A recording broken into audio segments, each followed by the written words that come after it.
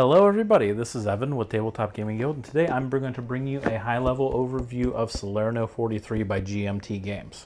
So this is going to be a little different. Instead of showing you a little bit of playthrough of the game, there's so much in here, and I'm going to say that again when I go down to the tabletop.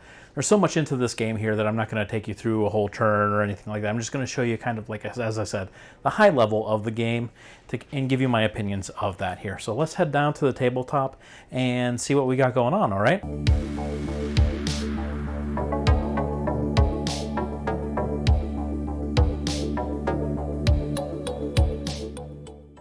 All right, so down to the table here with Salerno 43.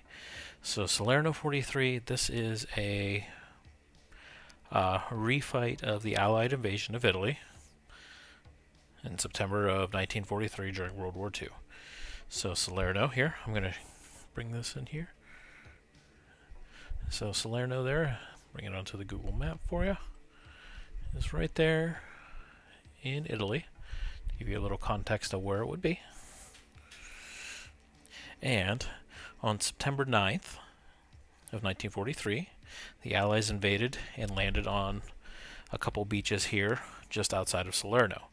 So GMT here with game designer Mark Senovich recreated this onto their game here. Now, normal videos that I would do for you, I would take you through a little bit of the turns and stuff like that. There's so much going on into this game that instead of trying to show you that, I'm going to give you a kind of real high level overview of some of the things that are going on with the game, and then kind of let you figure out, is this a game for me? And then just go and get it and play it if you think it is. And I will say, even before I tell you anything about the game, if you're interested in this stuff, this is a must get. Alright, so let's take the box off here and let me show you here. So over here, this is where the actual invasion happened here. So you have Salerno here and the inlet here. This is where they found it is a very hilly area all around Salerno here. So you have the Rangers, Darby's Rangers, which are a U.S. unit, British Commandos, and then you have the three British beaches here, Uncle, Sugar, and Roger, and the U.S. beaches, which are red and blue, are landing down here. So this takes you through that. GMT is really good. They do a lot of great research into these games, so you know a lot of the stuff is historically accurate. One really cool thing, I'm going to bring the map over this way. Here we go. So the turn record here, that's all in this area right here. So this is where you're going to keep track of the turns of the game here. It starts right here, September 9th D-Day. And it's going to give you a little bit of stuff right there. But it is really cool as you go further into the game. There's a little italic text that happens all through here. What's really cool about that is you can follow along historically what happened. So like right here on turn 5, September 13th, there's a strong German attacks, the 82nd Airborne dropped during the night. That's going to give you reminders of different things that are happening here. But this is going to kind of tell you exactly what was happening historically, so you can gauge your game based off of that. Then there's a map key down here, but I'm going to bring this back over here. The map key is going to kind of show you exactly, the different things that are going on with the map. But the Allies are going to work here, and their idea is that they need to capture these points of victory that are located here, and then along the northern table edge here, they're going to want to get units off of the map, which is leading into northern Italy, or really central Italy at this point, and toward Naples. So this was a very big thing that happened.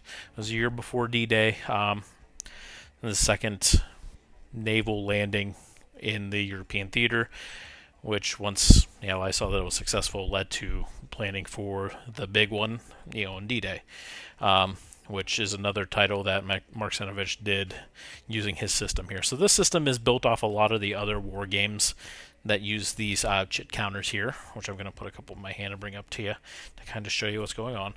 And if you've ever played any of these games, you're going to look at these counters and you're going to instantly know exactly what's going on. If you've never played any of these games, you're going to look at these counters and go, wow, that is a lot of information. I do not understand that. I'm going to give you a quick rundown of what's on here, and then once you kind of understand that, a lot of these style of games are going to make a lot more sense. Okay, so here's a bunch of different counters in there I have that I just pulled randomly here. So you got some British right here. Here are 2 Germans. These green ones are American units. Okay. So I'm going to grab one here at random. Okay. Oh, come on and focus. There we go. Okay. So what this unit is, it's the 504th of the 82nd Airborne. That's what this means up here. Up in this corner right here. Unique to this game, this tells you what turn this unit comes out. So turn 5, like we talked about there with this flavor text, it's kind of a quick reminder here. The symbol in the middle represents what type of unit it is. Most of these games use the NATO system. What that is NATO a long time ago for recreations and for big boards that they used to identify units. And they came up with a marking system for different types of units, whether it's mechanized infantry, tanks, and whatnot. And those symbols are used since they've been created, and most games use the same system. Okay. So the bottom here, the 3, 4, and the 3. So the first number is its attack value. The second number is its defense value. The third number is how far it can move. Movement is straight up. Get it refocused back down here. Is, hex to hex. And then depending on, the terrain about it, that can change various things. So what's cool too is with the units is as they take damage and they lose, some units can flip onto the backside, and it's a weaker version of the units. And some units beyond that can go into what's called a remnant status. So it's not a very good, it's just a remnant of the unit itself too. So we'll take a look at the tank here.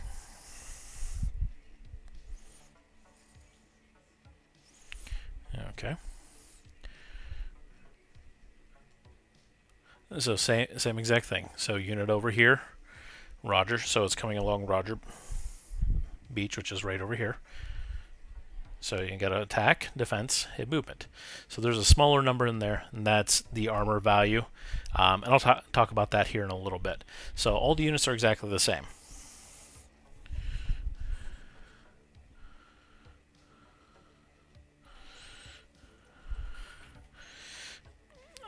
So in the game, you're going to have these 2 sheets, and your counters are going to go onto these sheets, and these are your player aids, and it's going to tell you exactly where you're going to put units. So allied at start, you're going to fill this up, and it's going to tell you these are Darby's Rangers, this is the Commander Brigade, this is what's showing up on Uncle Beach, and so on and so forth. You have your floating reserves that come in, support markers, follow-up, like everything that you need all through your reinforcements. You place them on here, and as the turns go, you'll know how to distribute things onto the map. Exactly the same thing for the Germans. There's a very awesome reference here for it. Now, the rulebook is about 30-some pages. If you've played similar games, so that there's a lot of things that are going to go into this game that are going to talk about. They're going to talk about stacking values and zone of controls. How many units can you have in a stack? Figuring out odds of battle. A lot of things like that. If you've never jumped into these games, like I said, it can be a little daunting, but it's overall not too bad. Once you get into a little bit, once you kind of understand the rules and go, it takes a couple reads. It's not the easiest to read, but like I said, once you get into it, it's fairly simple. Okay, Now another thing you're going to have this player aid here. So it is 4 pages total. 90% of the game you need right here. One of the big things is combat results. So combat results, much like games have for a long time with this, it is based off of ratio. So when you attack, you have to figure out, okay, like I showed you on the chits, you figure out your attack. So you pick up every single unit that's in that stack, count up the attack value, compare it against the defense value, and then you're going to come up with an odds. Is it 1 to 1, 2 to 1, 3 to 1? So if I have a defense of 5 and an attack of 10, that's going to be 2 to 1 odds. You're going to figure out your odds when you attack, roll a d6, check the chart, and then right here is going to tell you exactly what happens. Whether the attack's successful, the defender takes damage, the defender retreats, all sorts of stuff like this. There are things in here where if you have a tank that's assisting in infantry combat, right down here, there's modifiers. It's going to shift the column. So even if you only have a 2 to 1 odds, it moves it now to 3 to 1. If you pull air support in, or if you pull in naval support, and a couple other factors in here are going to shift your column. So you have to be able to manage your combat, manage your extra resources with air support, with naval support if you're the allies, and try and figure out how can I maximize to break out into Italy here with my units. All that the Axis has to do, the Germans in this game, they have to just prevent the Allies from escaping the board. So all they have to do is delay. Delay, delay, delay. Now there's a lot of things that go into that also to figuring. So they have attacks valued, vehicle unit attacking across the river hex. So you have to kind of, if you're defending, you have to kind of figure out how can I minimize the shifts that my attackers are getting. How can I make it so that the ratios, we're talking about 2 to 1, 3 to 1, 4 to 1, now is 1 to 2, 1 to 3. Where can I get 15 to 20 defense value, against the 5 attack? How do I need to set up and find choke points that I can do that? That's all through here. There's a whole bunch of other charts that are in here that you're going to use. If you lose an attack, you can keep your units in that hex at a chance that you can take more damage, but they're determined defenders, so there's a chart for that. Isolation, so if your units get cut off from supply, things will happen. If you're going to rally them, there's a whole chart for that. You'll see a whole bunch of other ones. Here's the invasion charts. So historically, on these beaches, there was not a lot of resistance. So a lot of times it's just a lot of just straight up movement. Uncle Beach was the only one that actually took some resistance there. With the Commonwealth units here, they landed right here. They took some resistance coming in, but it wasn't actually heavy. All other beaches, there was hardly anything here. So here's a quick reference to those units that I said that they use the NATO units. So airborne drops, you have disengagement here. There's a unit in there that has variable strength, so there's a chart for that. Over down here, abbreviations. So there's a lot of abbreviations that they go in here because these chits are small. Here's the abbreviation that they use here. I'm going to come back onto this side. Sequence of play. So straight up how it goes. So every turn, weather first, Germans go, Allies go. And then you follow the flow here. And it moves fairly quickly. So you can do a short game or a long game. The short game takes about 2 hours. If you do the full campaign, it takes about 6. So it's up to you which way you want to go. You can go either way with this. It talks about some of the terrain with like the mountainside hexes. More terrain here. So there's a lot of different terrains. How it's going to affect your movements. Tank shifts, as I said. You can move your columns if there's any affecting combat. And then a couple extra chits here and different things. So if your unit gets disrupted or if there's a full retreat. Marker for out of supply. So on a high level overview of the game, this is what we have. It is a phenomenal title by GMT here. Mark Senovich did a great job. This is probably the best point for you to get into one of his lines of games. So he has done this one. He has done a Market Garden game. I think it's called Holland 44. We have Normandy 44, so the D-Day invasion. And I do believe there's also one in Russia that he has, and I think there's more coming too. This is the game you want to go into if you want to do operation level games for World War II to learn his system. Once you learn his system, you can use this system for the other games that he has. This is the one you want.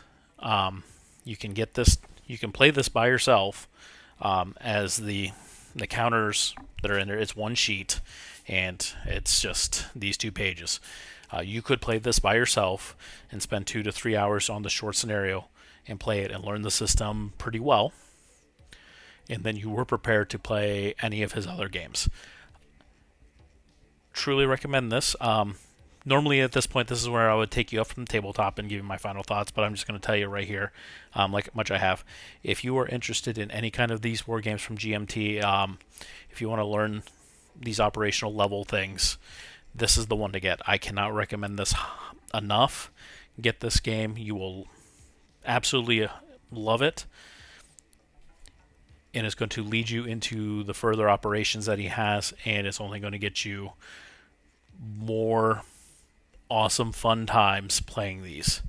So this is Evan with Tabletop Gaming Guild. Like and subscribe to our content to see more of it. Drop into the comments things you want to see from us, and we look forward to reviewing more games for you guys later. Have a good night.